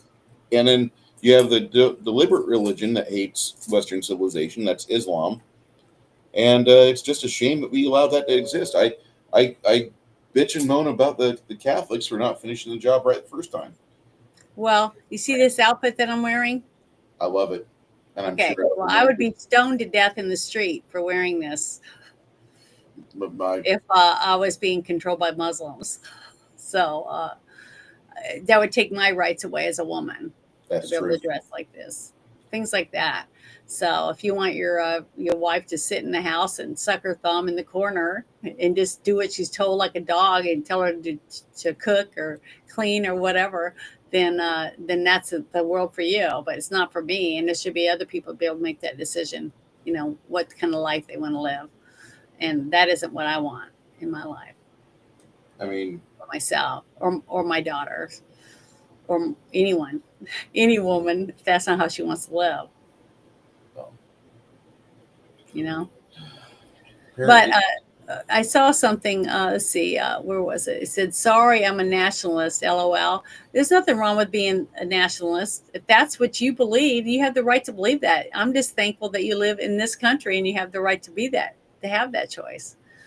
That's the difference between our country and others. It may not be perfect, but guess what? I think it's better, the best one that we have in this world. I really do. I think it was. I heard this Said back in that. '95. Do what? I heard this back in '95. I don't know. I thought it was hilarious. Oh yeah, I heard lots of rumors like that about people. So how did he get it up his butt in the first place? I don't want to know. I'm Well, I'm pretty okay. I'm sure they've got it on film somewhere. I don't want to see Actually, no. With Richard Gere, if it was on film, it would have been publicized because there was a time period in the '90s where they were trying to make him like the manly man or the manliest of men because he had the Pretty Woman and he had First Night come out, and it.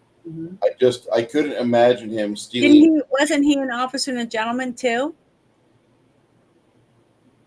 Was Was it that him him? or was it Kevin Costner? It wasn't Kevin Costner. Mm-mm. It might have been him. I think it was Strawberry Richard pieces, Gere. that's what he says. Never heard of that. Because remember, he was calling him mayonnaise. You know, give me some sit-ups, mayonnaise. He was teasing him, his drill instructor. Mm-hmm. So I remember that. yeah, I thought it was him. I've seen the Flesh Gordon. The And first I'm trying to remember the actress that was in that one. I can't remember, but she was very mousy, not a sex pot or anything. Mhm. That's what I thought was interesting. Reading for But I can't remember what her name was. I'm sorry. I'm terrible. You know, Michigan and Minnesota need to get their acts together. That's all I'm going to say. I've There's a lot of states that need to get their acts together. I mean, Texas definitely Arizona, fucked up so bad. Colorado, Oregon, California. A lot of them. I mean, look, they're about to. When are they going to have that election in New York for the new mayor? They might have a Guy that Muslim can't bench press 135 pounds. That is so. I mean, funny. look what happened to England. You know, when London became a Muslim mayor, somebody showed some videos to me, and they were saying, "Where do you think this came from?" And I was looking at it, I was like, "Is that in India or somewhere?" And they said, "No, this is London." I was like, "What?" It did not look like I didn't see a single English-looking person, if you know what I mean. It was We went out. all men. We went to London back in '95. We had a day trip over there, and the first probably 5 minutes we were in London, I was seeing nothing but Middle Easterners, and I was wondering like what the fuck had we done? But it was just the neighborhood that the bus station was in, Yeah. and that after you walk 5 minutes in any direction, you're out of it. Well, apparently now half the city's that way, and I'm so sad. Nothing wrong with being a nationalist. I love America. I love America as like 1950s America. As much as people are like that's too puritanical, give me the Saturday Morning Post cartoons, or Saturday Evening Post cartoons and paintings. I'll live in that world happily. Well, I want to tell him something. My dad was a jungle survival instructor. He taught scuba diving, all kinds of different natural, things on how to survive in the wild for pilots and stuff that would, might crash and need to be take care of themselves, fix their broken bones or whatever, and wait, wherever they're supposed to wait or try to get to an extraction point. That's what my dad did. And he traveled all over. He did stuff in Canada. He did stuff in all different countries to train people. But you know what he told us girls? He told all of us girls, the military is no place for a woman. I do not want any of my daughters to join the military. And he said, because years later, when I watched the first time I watched G.I. Jane, I had that same conversation that Bruce kind of gave when we did the movie review, because I see it and I still see it the same way that I saw it then when I talked to my dad. And so I was talking to my dad about it, and I said, so if a woman can pass all that stuff without having to lower the standards, then I believe that she should be able to pass. Because even if she's a woman, because I've seen some women, big women that can kick the ass of a man as a firefighter, but she can carry the hose up the ladder. She can do all the things. But if she weighs 97 pounds, they shouldn't lower the standards. If she can't drag a 300-pound man that's unconscious out of his home to save his life, that's bullshit. I don't believe in giving anyone any job, whether you're a man or a woman, if you can't do the damn job, because they might show up at my house and my family might die because they only have 2 men on there and the rest are women that can't lift a fire hose. That's bullshit. That DEI is bullshit. I don't agree with that. But I'm a firm believer in that. And when I told my dad about the whole thing with G.I. Jane, this is what he said. He said, Janet, it's not the woman that's going to cause the problem. He said, it doesn't matter if she's a big, bulky woman that looks like a Viking, okay? If she's on a team with all men in an elite force and they're sent in to do something, and something happens and she gets captured or she gets wounded, guess what? It endangers the whole team. Not because she sucked or she didn't do her job. It's because the men are going to treat her as a woman. Okay. They're going to want to protect her, and it will endanger the rest of the team because they're going to try to do something they would not normally do if it was just a man. That's what my dad tried to explain to me. And that's what I tried to explain to Bruce when we watched it, about the whole process of not lowering standards for a woman to get women to be in any of these elite groups. If she can be a pilot and she can do the same damn shit the other men can do, then she should be able to be a pilot. That's how I see it. But my dad didn't agree, because he said when you put a woman in a group, like on a submarine, or you send them out on an elite force like my dad would do, certain things where you have 10 men and they go in and they do a certain thing. They're supposed to go in and extract someone. A woman being in there would endanger the group, because if something was to happen to her, like let's say 3 of them are captured and the woman's being raped, the men will say things and do things they wouldn't do if it was a guy. Even if the guy's getting raped, the men won't look at it the same way as they would it being a woman. And he tried to explain that to me to the best of his ability, and I think I understood. But none of us daughters signed up to be in the military. A few of us did marry military guys, but none of us signed up because my dad disapproved. So, and I didn't look down on my dad, and I don't think my dad hates women or thinks that women should be in the kitchen, pregnant or whatever. I never looked at it that way. But, everyone deserves to have the right to believe what they believe, as long as it doesn't infringe on other people's rights. That's how I believe it. So that's my point of view. And if you don't like it, oh, well, there's nothing to do about it. That's who I am. And I'm not going to pretend to be something I'm not. So that's just the way it is. I'm not saying that I want to see more women septic and plumbers, but I'm going to say that I've seen a few, and I kind of wonder what their families think of them for the fact that they're fucking around with feces and really nasty grease. But at the same time, they're not like gunning down people or insurgents or liberating a neighborhood, or they're not tasked with the manly job of law enforcement or frontline military work. And I'm not a big fan of women in military roles to begin with, because you put them in a unit and the entire unit has to go through an HR session, and you have to take down all your nudie photos and calendars. You have to change. That's what I'm saying. It shouldn't affect that. That's what my dad was trying to explain, was the fact that the men have to we have to conform. Change their thought process, because a female being involved, even if she looks like a man, this is my dad tried to tell me, some big buff woman that looks like she could rip your head off with her bare hands, she's all muscular and rippled up and everything, and she doesn't even look like a woman. But the fact that we know she's a woman changes everything when it comes down to that moment where she's in trouble. If you get overrun and you've got females in your unit, your females are going to be like your VIPs. You're going to forget about your officer class. Yeah, and that's what my dad was trying to say to me. Because the females are used in warfare as rape targets. And so that's just the problem that you have with women in the military. Yeah, and that's what my dad said. Why do you think when you see it on TV, you don't see it a lot anymore? He says they don't want you to see it now. But years ago, you used to see it on TV where the bad guys, the terrorists, would grab kids and put them in front of them, and women. Why? Because they know that the Americans won't shoot the kids or the women. Man, that's why we need sharpshooters. No shoot above their head and shoot the guy in the head and get rid of it. I would massacre a school bus full of kids if they were hell-bent on blowing up their Tannerite vests when they got too close to the Toys R Us, okay? I don't give a shit what it is. If you're fucking attacking Western civilization, you go from a human being to a target. And I think most military guys actually have that mentality. I mean, not that anything I ever would accrued, I would ever seen that, because, like, okay, maybe a 50 caliber that I've been trained on, I would actually see that. But, like, when I was fucking around with the 5-inch gun and they were teaching me how to fucking dial in targets on that, you're inside the skin of the ship. You're inside the ship, and you can't see what's outside. You can't see what the observation guy's seeing. You're just hearing numbers being punched in from your operators, and you're just dialing that and pushing that into the buttons or dialing that down on whatever it is. The 5-inch mounts on the frigate was amazing. You had to wear like double or triple hearing protection if you wanted to hear it later that day.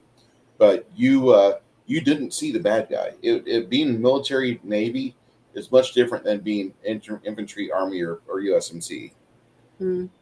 But I would still, like I said, I wouldn't care like if people get offended. Like, no, there's an attack going on Toys R Us right now. A busload of kids with Tannerite vests are going in close, and they're going to try to blow it up. No, fuck you. We're going to save Gregory the Is giraffe. that why we don't have Toys R Us anymore? I don't know why we don't have Toys R Us anymore. I think it's a failure of marketing because they should have fucking won the marketing game. My lady was RCAF, Canadian Air Force, was mechanic, not front line. And I'm just going to say, like, I don't support women in military because you have to convert the entire culture to allow women in there to make them feel comfortable. You have to change the entire fucking pre-process before they can even get in. They have to have the ability to do only 10 push-ups where you have to do 50. You have to change your qualifiers on your yearly fitness evals. It's bullshit, like the weights, the things you have to fuck with don't get any lighter just because women are working on it. But see, even the same thing, if you were going to be, whether you're a man or a woman, and you're applying for a job to be a nurse, or you're applying for a job to be a, whatever job it is, I don't care, a plumber or any of these jobs, electrician, if you can't pass the test, why should they get the job? You see what I mean? Who wants an electrician that came in that made a D and didn't pass, okay, but he forged his paperwork or whatever to make it look like he passed? Or do you want someone, and they say, well, we have to give it to him because, he's just tall or whatever, for whatever the dumb reasons to give these people these jobs. I don't want him coming to my house and rewiring my house. I want someone who knows what they're doing and got hired because they knew how to do the job. That's what I want. I don't give a shit what they look like. I don't care if they're tall, short, fat, skinny, what skin color they have, or whether they're a man or woman. If they can do the job, then I want them. That's what I'm willing to pay them money to do in my home for me. Anyone, that's common sense, but hiring somebody just because, we need more women, or we need more short people, or we don't have any whatever working here, we need some. I just think that's the dumbest thing I've ever heard. And whatever idiot came up with that idea is an idiot. I don't have any answers for that because that's just stupid. It doesn't help society at all. It hurts us all in the long run when you hire people that don't know what the hell they're doing. I mean, look at what we're doing right now with all these crappy movies. And they just keep making them because somebody is paying for it. Yeah, it's a passing grade, but if you had the grades of a doctor on the wall, okay, let's say they put the grade, I made a D, I passed my test, blah blah blah, I'm an oral surgeon or whatever with a D, okay, and then you go into another office and it says it's a B. Which doctor would you want cutting in your mouth? See, that's why they don't put scores on there. They just put that they got a document. These get degrees, absolutely. I know. We want people that believe in meritocracy. Yeah, exactly, Wolf 10. I'd like to understand. I think we all are on the same page. If you're on my channel, I'm pretty much thinking we all are. I mean, you can't tolerate me if you're a fucking liberal. I know that much. Yeah. But I would like to think that like most of us are on the same page with this. I don't think this movie's as bad as what it was at the start of the day. I was really dreading this. I was hoping it wouldn't suck. It didn't suck. It was enjoyable. There's a lot of things in this film to take a look at, to get a good deep inhale on, and just Michelle Pfeiffer looks great in this movie. Rutger Hauer comes off just like a badass, and Matthew Broderick. If there was ever a better thief, okay, there is, and it's Conan the Destroyer. Conan the Destroyer has the best thief in it of all time. Yeah, he is way better. Yeah, but he wasn't comical. No, he was comical. Not in the same way as he is. No, not the same way as Matt Broderick. No. Yeah. But I really like Matt Broderick as a thief in this movie. I thought it was good, and thank God Matt Broderick has never been miscast as a brawny fighter. That's all That's the one thing I No, can say yeah. thank God for. I don't think that would ever happen. I mean, they did try to make Richard Gere manly, but that never quite worked out well. Mm. Okay. You're good in the uniform.